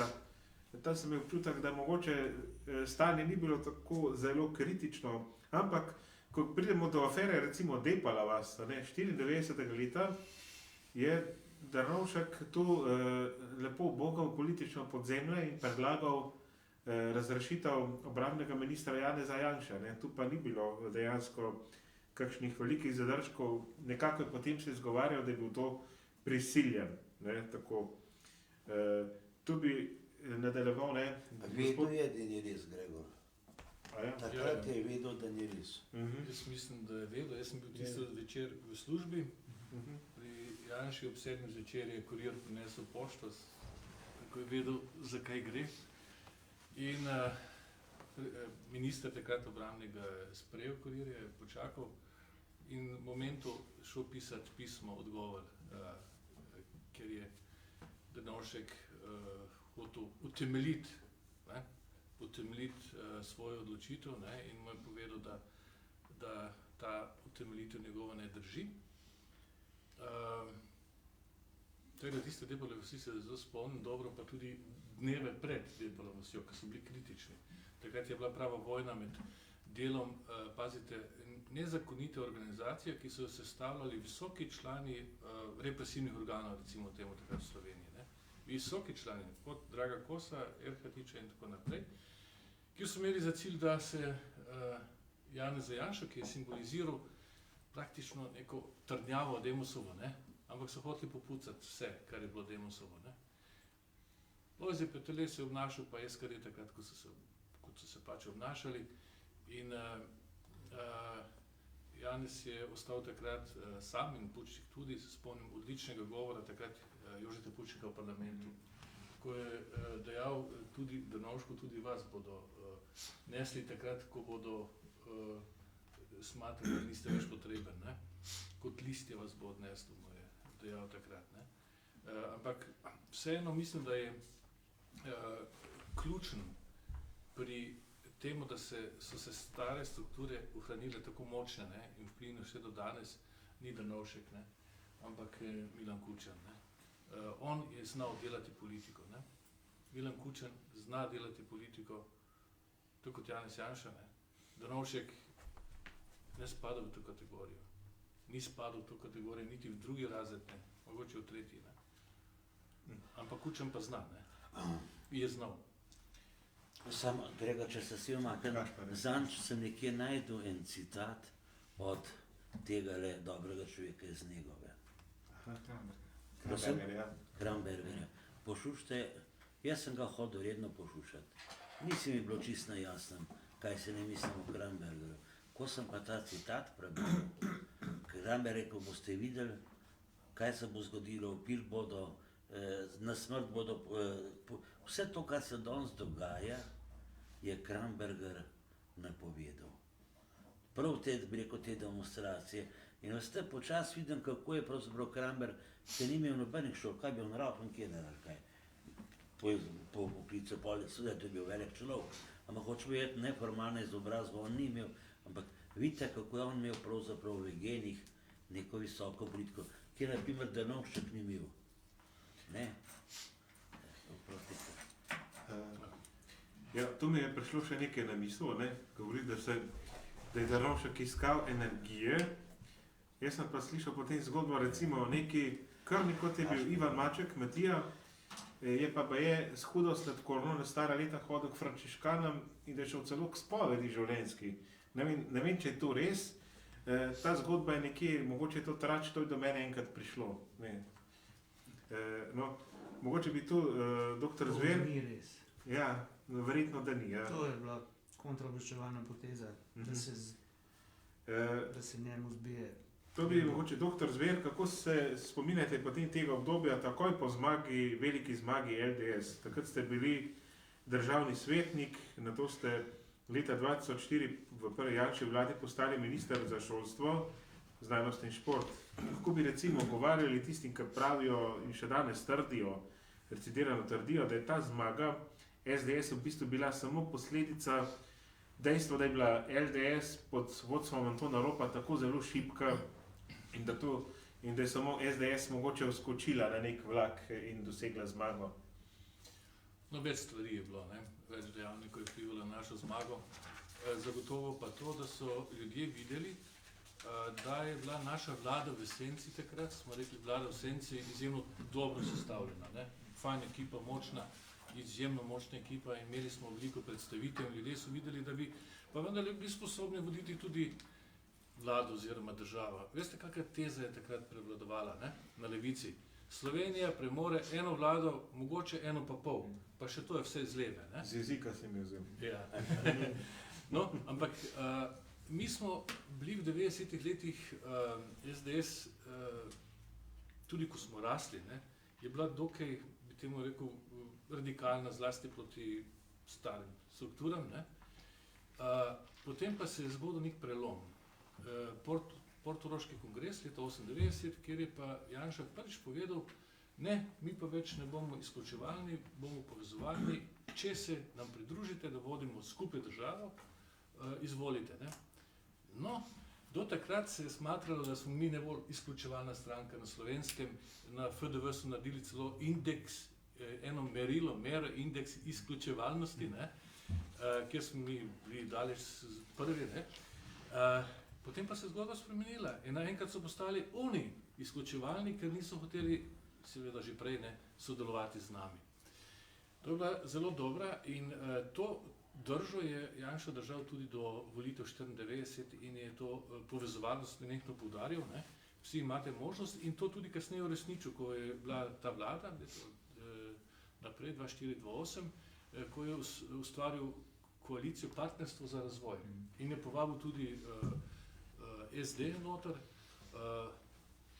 Kar nekaj je bilo skupaj oblikovanih zakonov, ampak smo dokazali, da samo ne govorimo, ampak tudi mislimo resno. No, nekaj podobnega, ne, včeraj, če ste poslušali njegov govor, ste lahko zaznali tudi tokrat. Ne. Povezovalnost je v ospredju in mislim, da je to zelo podžgalo levico, ne, ker oni bi si želeli radikalnega, izključevalnega Janša in SDS. Zdaj pa nimajo vetra v svojih jadrih, ne, ker tega ne morejo očitati. In tako da bo tudi tokrat v tem smislu zelo zanimivo, kaj se bo zgodilo. Ne. Jaz menim, da je, zdaj nočem biti navijaški, ne, ampak po vsej hudi kugi 21. stoletja, ki nas je doletela pred 2 letoma, ko nismo vedeli, ali bomo preživeli ali ne, ker smo se dejansko borili za preživetje, ne, pa bi plačali ogromno, samo da bi preživeli. Se nam je zgodilo kaj? Da smo v tem času, ko je bilo najbolj hudo, pomagali ljudem, tudi starejšim, in istočasno revitalizirali gospodarstvo. Gospodarska rast je še tako dolga, pa še ne samo to, kar jih najbolj srbi na levici je, da imamo zagotovljeno 12 milijard evrov do leta 2029. To je za tako malo ekonomijo, kot je Slovenija, perfektna stvar. Kdo ne bi vladal v takih dobrih okoliščinah? Poleg tega se je gospodarstvo oživelo, imamo perfektna podjetja, mednarodno konkurenčna, največjo zaposljivost ta hip. Nikoli še nismo imeli nikoli še ni toliko ljudi plačevalo davke. Ne? In imamo nižje davke, kot so imeli leve vlade. Ne? In zdaj, da po vseh teh lepih zgodbah, ne, da bi ta vlada zgubila, bi mi pa bilo res malo hudo. Bi pa včeraj smo se pogovarjali z tem našim gostom, pa smo mu povedali, dejstva so taka, ne, pa rekel, da Nemci se res odločajo na volitvah zelo racionalno. Takrat sem imel pod levo vlado toliko plače, toliko davkov, pod desno sem imel toliko. Oni se odločajo čisto racionalno, ne čustveno, ne po simpatijah, po lepih novih mladih obrazih. Zadnjič ena tetka rekla, kak je golo pluškan. Ja. V redu, če je luškan. In kaj pol? Ja, sej ne vem, ne, a bi ga volila ali ne. Ne? Tega v zahodni Evropi, tam je itak pravijo, človek je homo economicus, ki se obnaša racionalno, homo politikus se obnaša racionalno. Ne? Pri nas se še vedno, to je pa res malo zaostanek s kulturo, ne? Ker pač smo dediči tega, kar smo, ampak verjetno še bo preteklo nekaj Save, da bo se tudi pri nas bolj odločali z zdravo kmečko pametjo. Pa tu mi je dal, doktor Zver mi je dal spet zanimivo iztočnico, ne? Za 1,5 vlado, da imamo nesposobnih kadrov. Jaz se pa spomnim še nečesa drugega. Doktor Slavoj Žižek, ki mislim, da je takrat izdal eno tako malo smešno, bizarno izjavo, nekako, da mu 5 minut dobrega filma pomeni več kot usoda Slovenije. Jaz sem si takrat mislil, ja, če Žižek, ideolog LDS, in da je recimo to tudi neko stališče LDS, so se mislili, zakaj se pa pol sploh grebete za oblast, če vam ni nič za Slovenijo, ne? Bi lahko rekli, da bo to ključni moto takrat velike liberalne demokracije Slovenije, ne? S kateri so se na to kadri levili v kasnejših strankah, tako imenovanih novih obrazov, kot so recimo bili Pozitivna Slovenija, Zares, LMŠ, stranka Mira Cerarja, sedaj Golob, ne? Namreč Žižek, ki je veljal za ideologa te stranke, je s tem nekako nakazal miselnost, mentaliteto vseh teh kadrov. In se mi zdi, da tranzicijska levica danes gleda zelo podobno na državo. Da je država zgolj neko sredstvo, nek plen za črpanje davkoplačevalskega denarja preko klientele v žepe posameznikov in skupin, seveda izbranih, tisti, ki so naši, ne? Bi mogoče vi, dr. Granda, to komentirali? Ja, torej, Žižek je bil moj kolega na sociologiji. Jaz ga poznam iz študentskih let. On zelo rad šokira s svojimi izjavami in meni je pokojni filozof Frane Jerman rekel, veš, Stane, to je pop filozof. Ga ni resno zajemati. In jaz približno tako še tudi danes mislim. Saj Žižkove filozofije ni. Je ni. Dobro. Prva zadeva. Druga zadeva, ki je to, da pač ta struja je imela to, mislim, ta LDS, grabec države, oprostite to, kar smo videli cel komunizem, kar vidite v Rusiji, ne? Ker danes doter mi je en kolega, ki je zelo dober poznavalec Rusije, povedal najnovejši ruski vic. Zakaj je bila Moskva potopljena? Zato, ker je en ukradel radarski sistem, en protiraketni sistem, en je ukradel pa ne vem še kakšnega proti balističnim raketam, da so si vsak z tega naredili vilo v Italiji in zato pač so temeljni obrambni sistemi križarke Moskva niso delovali, pa je šla po dnu, nekaj rešilo se je pa to zadnjih podatkih okrog 40 mornarjev, drugo je šlo v večna lovišča, ne? Ali pa Bog z njime reveži, ne? Je še to jih je, od tega jih je nekaj turška ladja rešila in z te turške ladje so ta boljša poročila zdaj, ne? Tako vidite, da jaz sem tle glede, sploh njim je bila, v tem krogom je bil odnos do države kraja. Moram reči, da žal tudi, pa ne bom pa tudi nekateri v Demosu so imeli to filozofijo, denar je, denar mora biti, država ima denar. To je bilo grozen poslušajte in se je s tem veliko škode naredilo in tista stranka danes ni več v parlamentu. Zdaj sem pa vse povedal. Tako da to je ena zelo nevarna filozofija, ki se je pri nas uveljavila pravzaprav s komunizmom in ki se še danes čuti, ne. Jaz se spomnim teh nekaterih znancev, vse moramo zapraviti, nič tega, kar smo mi skrb spravili, ne bo Janša dobil, ne. In to je bila filozofija, ki je še danes pravzaprav precej živa, ne. Ker oni so Demos identificirali z Janšo, zlom komunizma so identificirali z Janšo in tako je pravzaprav smo bili v neki taki politični državljanski vojni, ki smo je še danes priča, ne. In moram reči, da smo v tem stanju, je temeljna krivda na šolskem sistemu, ne.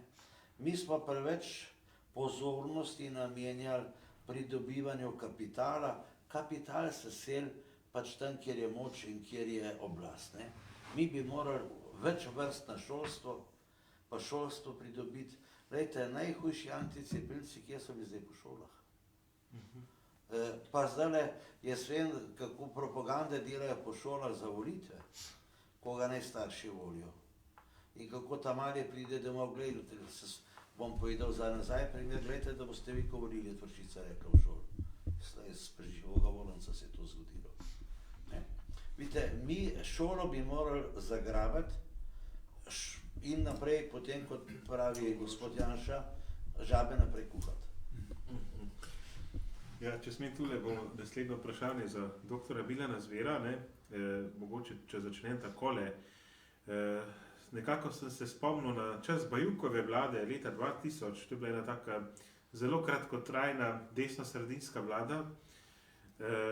Njen tedajni minister za gospodarstvo oziroma gospodarske dejavnosti, kako se je reklo, je bil dr. Jože Zagožen, član SDS, ki je skušal normalizirati slovensko energetiko. Slednja pa je bila že tedaj zelo na udaru plenilcev, ne? Med njimi je bil tedaj tudi mladi politik, ki je bil predtem državni sekretar na istem ministrstvu pod ministrico Teo Petrin. In ne boste verjeli, kdo je to? Dr. Robert Golob. Ne? Takrat ki je potem kasneje v intervjujih trdil, da je šel iz politike ven, ne? Ampak dejansko ga postal, z eno nogo je bil ves čas v njej, potem v Pozitivni Sloveniji, v stranki Alenke Bratušek. Mogoče bi to komentirali, dr. Zver, mogoče je to ta fenomen dr. Goloba.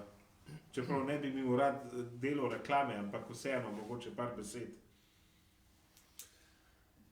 Ja, bolje fenomen del slovenskega volilnega telesa kot dr. Golob, ker na mesto Goloba bi lahko prišel tudi do drug, njemu podoben, in če ga stara nomenklatura podpre, je vse mogoče. Ne?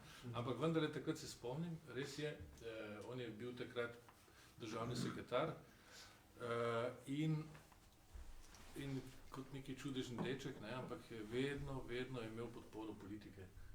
In to ne samo teh formalnih strank, Pozitivna Slovenija pa ostalih, ampak samega jedra leve politike in stare nomenklature. Tako da drugače ne bi skočil ven. Ne. Zdaj so se pač odločili, da on večji magnet, kot je Fajonova in nekateri drugi, in so stavili tokrat na njega. Na naslednji volitev bodo verjetno našli koga drugega. Ampak tiste Bajukove nesrečne vlade se spomnim, ja, takrat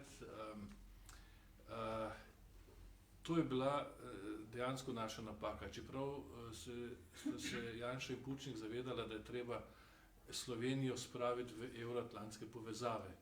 In v tistih mesecih internih, ko smo bili tam, mene sicer ni bilo, moram to lahko tudi to povem javno, ne, da je to Ivo Falica tudi pisal v svoji knjigi, da je, jaz sem bil predviden za ministra za socialo takrat, ne, ampak je dejal, če pa bo Zver minister za socialo, pa jaz ne bom dal 46. glasu takrat za to vlado. Ne, ne vem zakaj je imel tako stališče, ampak njegov problem, ko že mogoče kdaj povedal. No, skratka, mi smo šli eno večer k Pučniku, v Zbilje, tam, ko je imel hiško ob jezeru in je nekaj časa tam bival. Mislim, da je bil poleg Hvalice tudi Zagožen, pa Janša in pa seveda Pučnik, ki nas je gostil. In takrat je bila dilema, ali vzeti vlado, kljub temu, da ni bilo več denarja v proračunu, ne? Ali rajši ne, in gremo na volitve in naj se svarejo oni do konca mandata. Ne? In vedno je bila ta dilema, ne? Ker mi smo takrat delali kampanjo za NATO pa za Evropsko unijo, vladajoča struktura, ki bi to mogla početi, pa je bila pasivna popolnoma. Ne? Popolnoma pasivna. In smo v tem smislu je tudi vaš član, celo Mihaljak, je zameril Kučanu, ne, takrat, ko je se malo umiril, pa ni preveč nasprotoval tem integracijam, ampak vendarle je prevladovala pol ta ocena, vzamemo to vlado in naredimo kar se da, ne, da bodo te integracije šle skozi. In jaz mislim, da smo naredili napako, ne. Vseeno, morda pa tudi ne, morda bi pa kje kakšen referendum padel, ne, za NATO ali pa za Evropsko unijo, zlasti za NATO. NATO je bil problematičen takrat, ne. Skratka, kazen nas je doletela že pol jesen na volitvah, ne, in tiste volitve smo potem res zgubili po tej Bajukovi vladi. Takrat so se, torej kot je že bilo rečeno, dogodile velike spremembe tudi znotraj LDS, Drnovšek je šel stran, zapustil vlado, čeprav je tik pred zdajci govoril, da ne bo pustil vlade, ne, in je šel na predsedniške volitve. In tisti trenutek se je že zdelo, ne, da je res Rob stopil prevelike čevlje, da ne bo zmogel normalno pripeljati do naslednje zmage. Ne. Je pa res, da so zlasti zadnji tedni 2004 bili, to se tudi čuti iz te knjige, ne, vedno bolj optimistični, kar se nas tiče. Ne. Česarkoli smo se lotili, zelo jasne kritika, strokovni svet je fajn delal in ljudje so nas vedno bolj sprejemali, tako da smo dobili skoraj 30%, kar ni malo. Ne. To ne more zmagati po pomoti, če dobiš 30%. Ne. Res pa je, da so bili oni ranljivi takrat, ne, zelo. Ja, tu bi mogoče dodal, da je z Bajivkovo vlado, se mi zdi, da je Janez Janša tudi nekoliko pridobil čas, da bi mogoče takrat spravili skozi parlamentarno proceduro uveljavitev večinskega sistema, ne, ko je bil izglasovan na referendumu. Leta 1996 Ustavno sodišče je na to tudi potrdilo to, ampak nekako parlament ni sprejel, ni hotel uveljaviti tega zakona. Celo spomnim se izjave Toneta Anderliča, vodje poslancev LDS, ki je rekel, Drnovšek je najprej rekel, da bi LDS to podprla celo v sprejem novega zakona, ki bo uveljavil večinski dvokrožni sistem. Potem pa se je Anderlič prvo rekel, ga ni boga in ne predsednika stranke, ne, ki bi to komandiral. To se zelo dobro spomnim, te izjave. Ne. No, tu bi dal še mogoče malo metodo besedo. Ne. Zanimivo je, v naslovu knjige je poudarek tudi na Evropski Sloveniji, ne. Ker jaz se spomnim, da so nas države tuje velikokrat potiskale na Balkan, jugovzhodna Evropa, spomnim se še tistega nagovora Billa Clintona v Ljubljani leta 1999, ko je nas je umestil brez dlake na jeziku na jugovzhod Evrope. Ne. Jaz se tega spomnim, sem se rekel, pa kaj mu je bilo tega treba, ne. Sem si takrat rekel, pa sem bil še mlad, ne. Ampak mi smo pa poudarjali svojo zavezanost Srednji Evropi. Sedaj smo člani Evropske unije, ampak smo ugotovili, da tudi staro jedro Zahoda ni čisto zlato. Ne? To se je zdaj večkrat pokazalo. V zadnjih letih tudi Velika Britanija recimo zato zapustila EU. Metod, kaj je potem zate ta evropskost, ne? Po vsem tem, kar se dogaja, recimo ta problem glede migracij, pa LGBT, pa recimo sporne relacije Bruselj-Budimpešta, kako to gledaš na to? Ja, sam v bistvu vidim Evropsko Slovenijo v tej knjigi bolj v smislu Evrope, kot so jo videli ustanovni očetje Evropske unije, recimo konec 40. let in 50. let, začetku 50. let prejšnjega stoletja, recimo takratni francoski zunanji minister Robert Schuman, pa takratni italijanski premier De Gasperi in recimo nemški kancler Konrad Adenauer. Mimogrede, on je v 50. letih imel ravno kampanjo z naslovom Brez eksperimentov. Ne. Potem vsi trije pa so idejo evropskega združevanja povezovali z idejo krščanske civilizacije. Sam torej v bistvu imam v mislih tukaj bolj idealizirano Evropo, Evropsko unijo, kakršno smo imeli mi pred očmi v času, ko smo se približevali Evropski uniji. Torej idealizirano, v bistvu ne pa te bolj deviantne Evrope, ki jo spremljamo, doživljamo v zadnjih letih. Naj še to dodam, da sam pač vedno poudarjam, da je Slovenija del Srednje Evrope, nikakor ne Balkana. Lahko še nekaj tudi. Ja, kar. Glejte, večkrat se pojavi vprašanje o Zahodnji Evropi, pa da je ne samo dekadentna, ampak tako malo zmedena, kar se v vrednostnem smislu tiče. Ne? Ampak dokumenti, pogodba o Evropski uniji so dokaj jasni. Ne? Tam vam zelo jasno povedo na začetku, da je Evropska unija temelji na izročilih. Ne? Potem pa naštevajo grške filozofije, rimskega prava, razsvetljenstva in pa seveda krščanstva. Ne? Krščanstvo dokaj jasno. Ne? In potem tudi govori o nekaterih temeljnih, fundamentalnih načelih, vrednotah. In to so človekovo dostojanstvo in iz njega izpeljane človekove pravice in svoboščine, ne? Mir, solidarnost,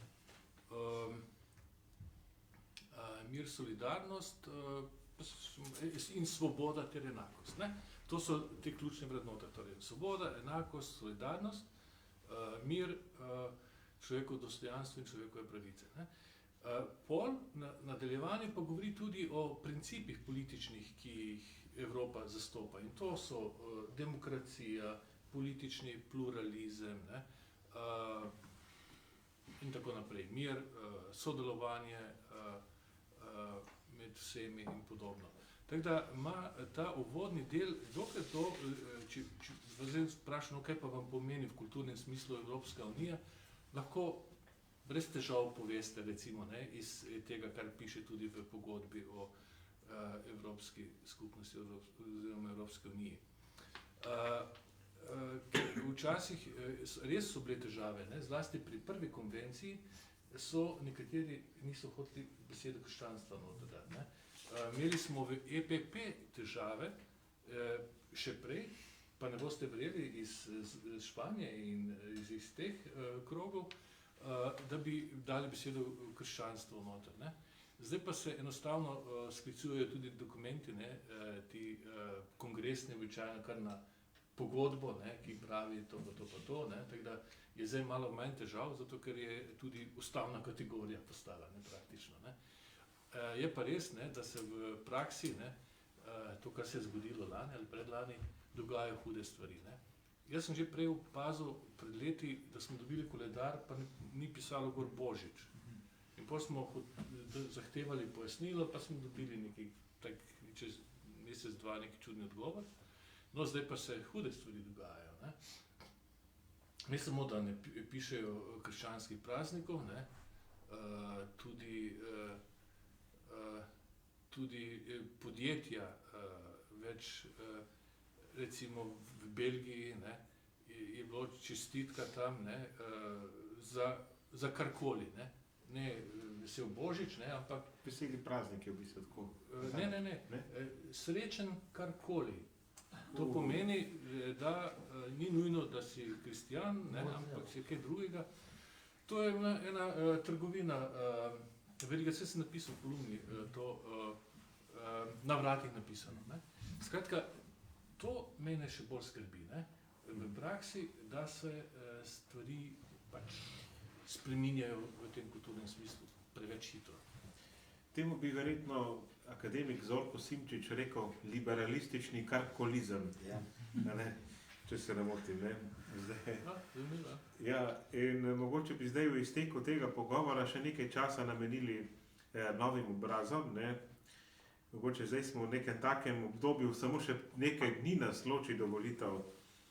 In nekaj je bilo že govora o novih obrazih, o Golobu in tako naprej, da ne bi ti obrazi predstavili svežino, ne ideološki način vladanja in podobno, ne. Ampak takih prevar je bilo zdaj že kar nekaj. Pa so imeli Jankoviča s Pozitivno Slovenijo, pa Mira Cerarja, Marjana Šarca, ki bo najprej župan Kamnika. No, sem pa pred kratkim slišal izjavo dr. Aleša Maura, tudi zgodovinarja, mlajše generacije, češ, da se je ta model novih obrazov že nekako izčrpal in da se to že na prejšnjih volitvah videlo. Mogoče najprej komentar dr. Grande na to temo. Jaz ne vidim tako novih obrazov. Jaz vidim tle čisto lepo jasno, spomnite se Volča kot prvega oligarha, ko se ga nam ponuja. Marko Volč, ja. Ja, ne, potem se spomnite Jankoviča, ki je v bistvu spet oligarh. In če zdaj vzamete tega Ptiča, je spet oligarh. Nam pravzaprav ponujejo oligarhe, če jih le imajo tisti moment na razpolago. Ne? Pri Volču so se opekli, pri Jankoviču so se opekli, jaz upam, da se bodo tudi pri Golobu opekli. Pa da bo pol dol padel, ne vem, pečena vrana ali pa karkoli. Mislim, tako da tile novi obrazi, to moram že me pa zadnje dneve zelo zaposluje, ali je to posledica samoupravljanja. Poglejte, v samoupravljanju je bil vsak za vse sposoben. Jaz sem predvčerajšnjim poslušal enega volilnega kandidata, pa ni deloval neumno, za kaj povežemo Slovenijo, ali kaj bo za nastanek. Nekaj tega, kar zdaj edino v parlament. Poslušajte, ta človek, ki hoče priti v parlament, je govoril, da je Slovenija nastala zato, ker je v nas je v to prisilil ta srbski voč. Milošević. Milošević je res da prisilil komuniste, da so pristopili pa podprli osamosvojitev, ker so vedeli, da bodo po njim vse zgubili.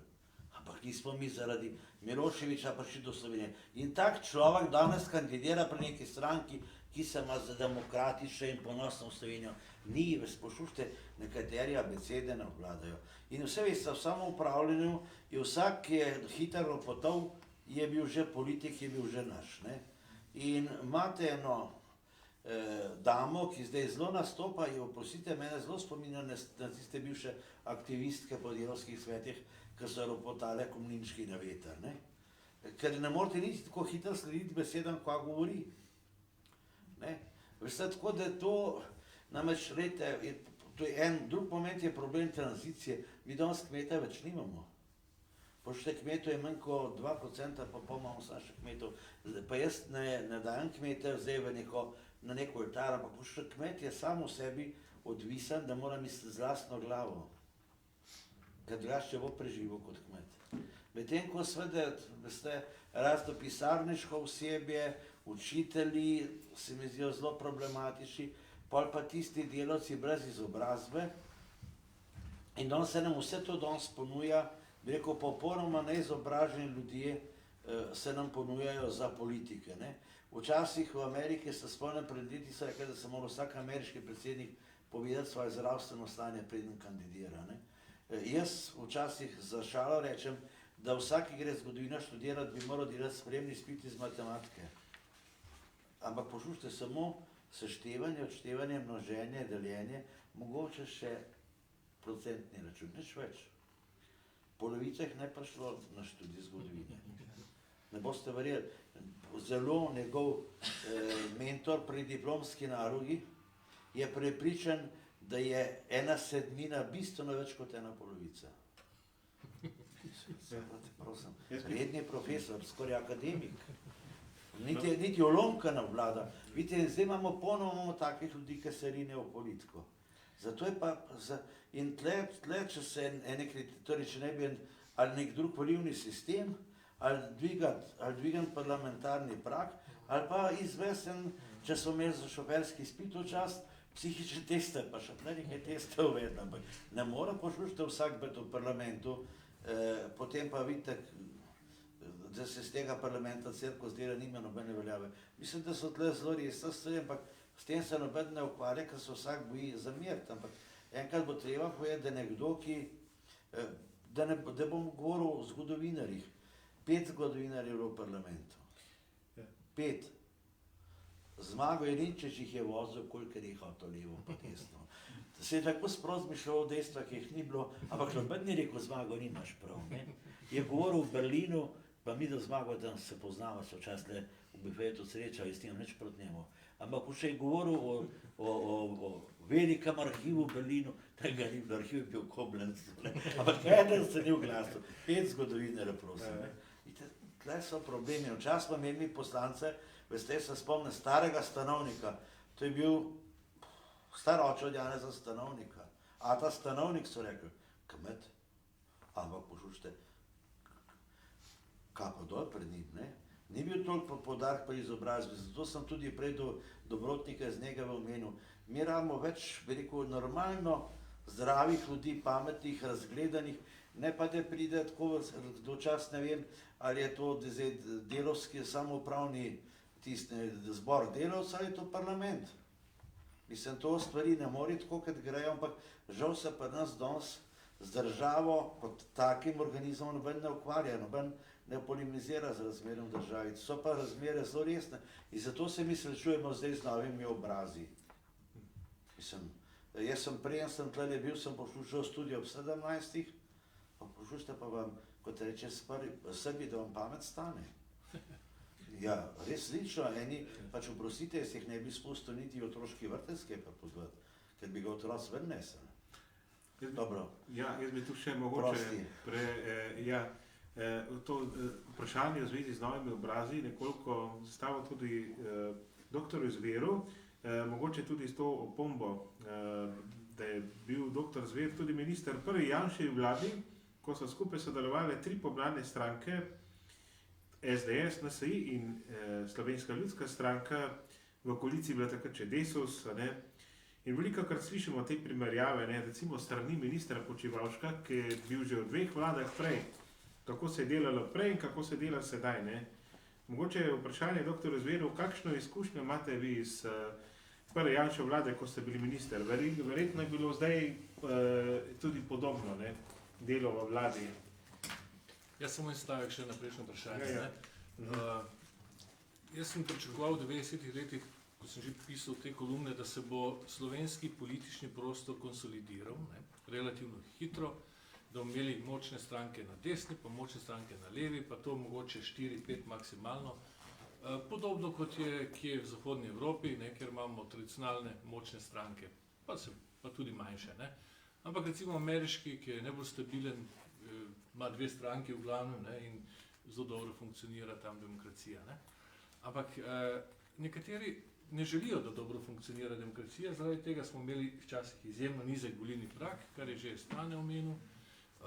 Imamo proporcionalni volilni sistem, ki bi naj pripeljal Mavrico v parlament, pa res dobimo pravo Mavrico, ne, ampak stvar ne funkcionira, mi imamo preveč strank v parlamentu in preveč strank v vladi.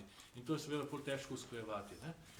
Če bi imeli mi tisto, kar smo predlagali 96. leta, ne, potem bi imeli parlament malo drugače sestavljen in seveda posledično tudi vlado bolj stabilno in učinkovito.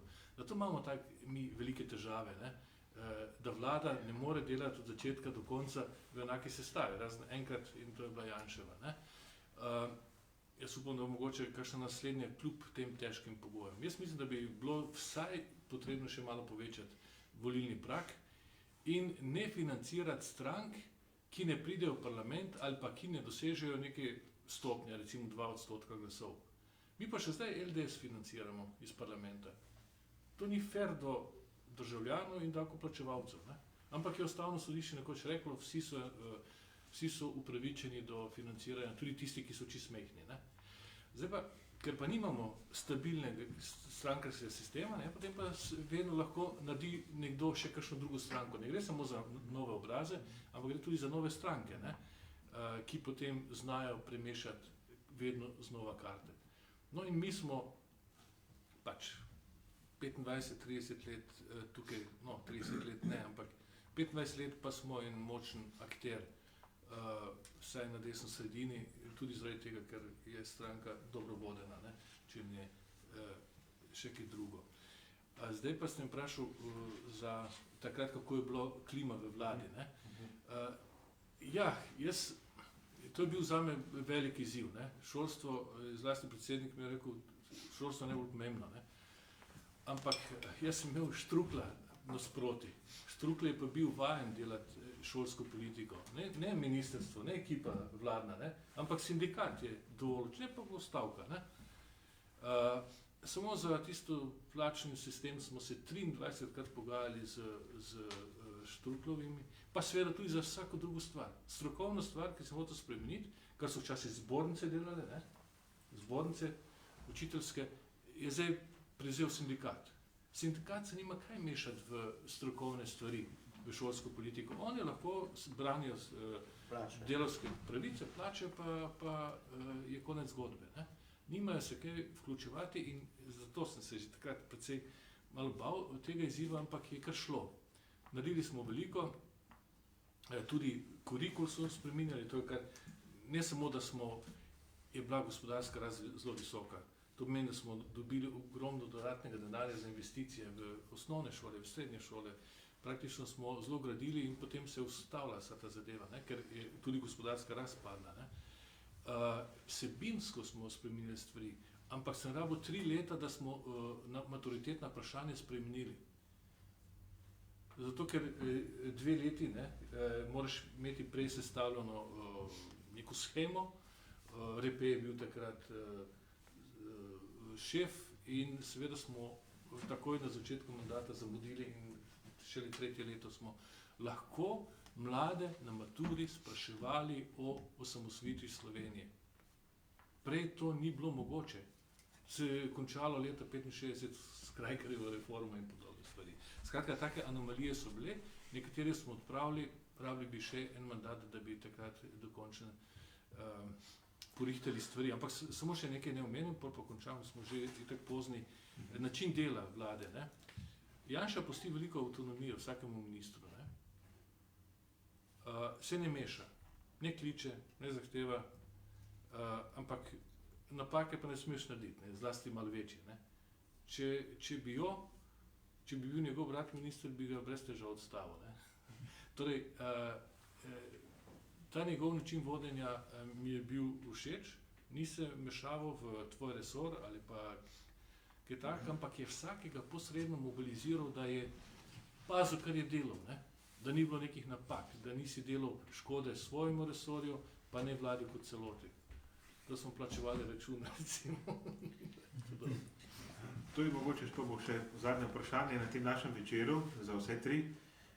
Za istočnico bi vzel ravno to, kar je dr. Zvera rekel tudi, ne, da bi robili še en mandat te vlade in doslej se še ni zgodilo. Ne. Po prvi Janševi vladi, ki bo sicer poln mandat, niso imeli še enega mandata, tudi potem 2012-2013 je bilo zelo tako zapleteno.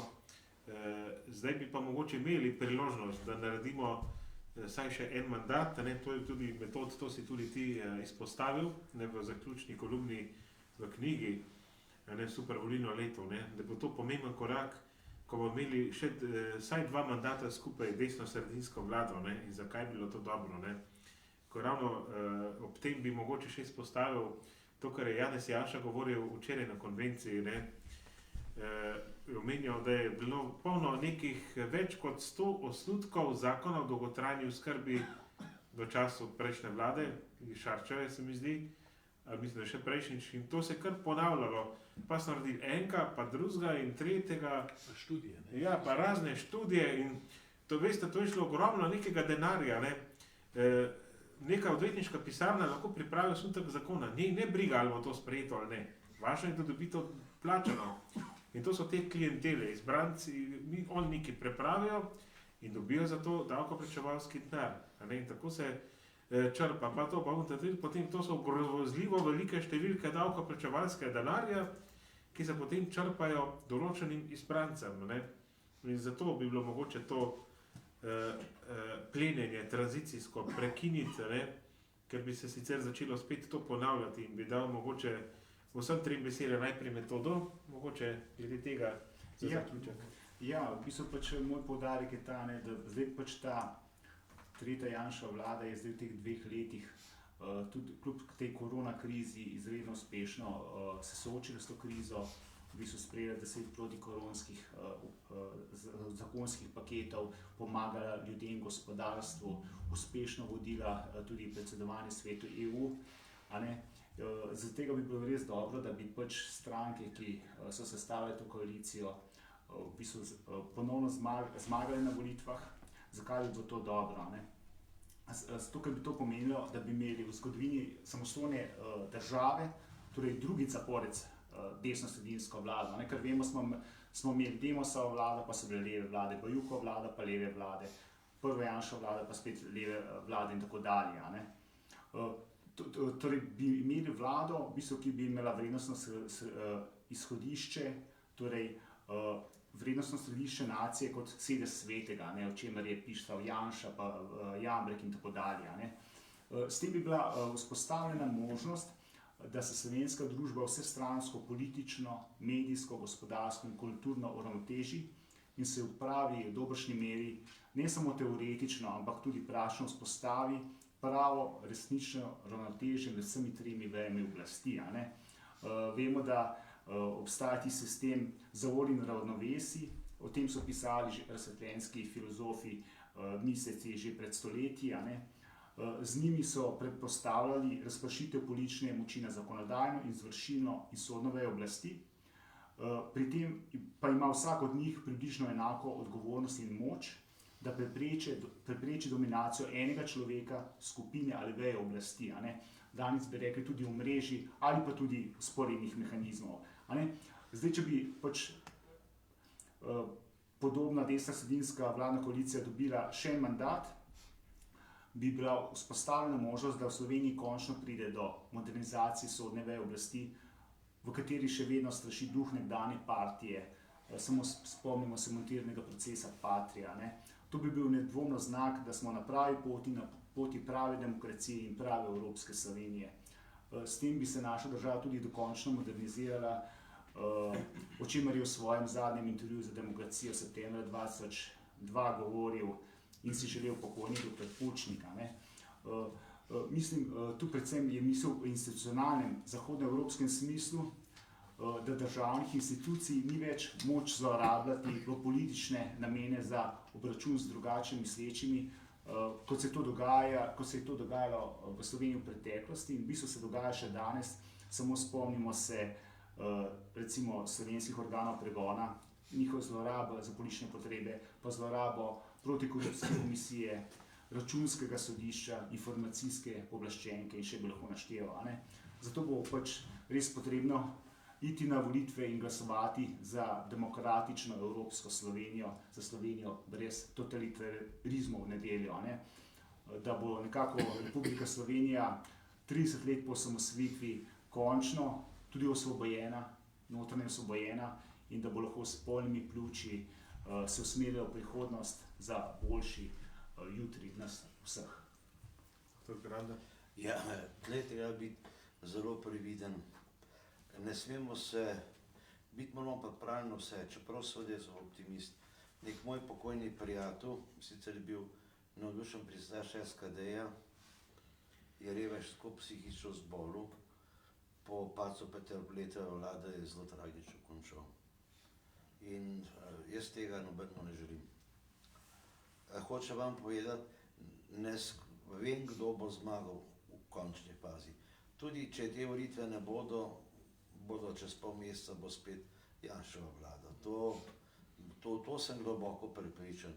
Ampak poglejte, treba je pa vendar postaviti, in to bi rad videl, da bi mi dobili med nami postavili vrednostno lestvico, ki bi rekli, za totalitarizem v tej Sloveniji ni prostora. Amen, pika. In ko bomo mi tle stvari prerezali, ko ne bodo več otroci se maskirali za vse praznike z kapcem, pa rutkam, pa zvezdicam, pa tako naprej, pa tam po sodišču sodnice tekale, ko ne vem, spet s kapcem. Mi moramo vredno to, kar je že prej načel Milan, gledajte, Evropa danes tudi nima čisto jasnih načel. Enkrat moramo povedati, to ja, to ne. In jaz konkretno, jaz mislim, da je oče tega nesrečnega stanja, ki je zdaj že skar desten, tam si vse skrb začelo nekaj rušiti. Zdaj ne vem, so to trikotniki ali kdo ima to zad povezavo, to jaz ne vem, pa sem premalo izobražen, ampak hočem vam povedati, da vsaka družba mora imeti teh vrednostni sistem, nek karkolizem, kar si je prej Gašper omenil, ne gre. In tle moramo mi tudi v šol postaviti.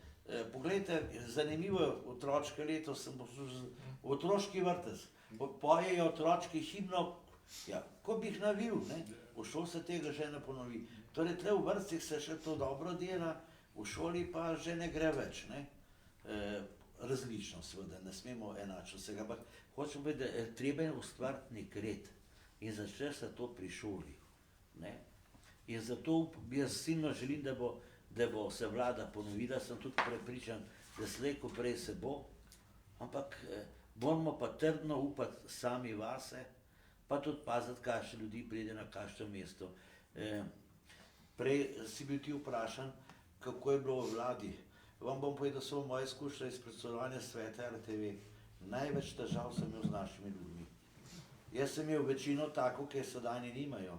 Jaz sem moral cele noči telefonariti pa z bedaki, oprostite, z bedaki se pogovarjati pa jih prepričevati, da na naslednji seji so hoteli zrušiti direktorja. Vsak teden vsaj 2 noči do 3 zjutraj so šle. Ne od nasprotnikov, to pa je bila spomenka nasprot. Zelo spomniti, zelo korektna nasprotnica. Pa tale Vezjak, mariborski filozof, noben problem z njim, ampak z našimi ljudmi. Križ Božji, vam povem, da cele noči so šle. Doktor Zver, mogoče še kakšno besedo o tem? Mogoče bi se sam navezal na to, kar je Stane ravnokar povedal. Ja, neke simbole je treba v šolo vnesti. In dr. Šturm pokojni je prvi zahteval, da se himna zapoje recimo na koncu proslav in jaz sem bil večkrat zraven, ne, tudi ko sem še imel svoje majhne otroke, to je bilo perfektno slišati, kako lepo pojejo. Ne. Potem smo zastave uvedli v šole, ne, in to so bili pritiski ravno strani sindikata, ne, ravno strani sindikata, ker so točno vedeli, kaj delamo, ne. Neke ključne simbole, narodne simbole postavljati, to jih je motilo in še jih danes moti. Ne.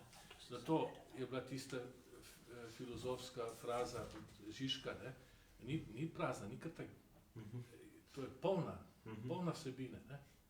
Več mu je 3 minute filma dobrega kot cela Slovenija.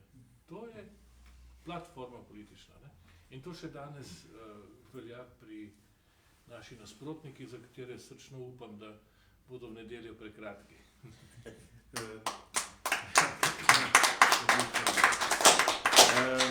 Zdaj smo nekako izčrpali ta pogovor in bi vprašal, ali je mogoče kdo iz publike pripravljen kaj povedati, kaj vprašati, mogoče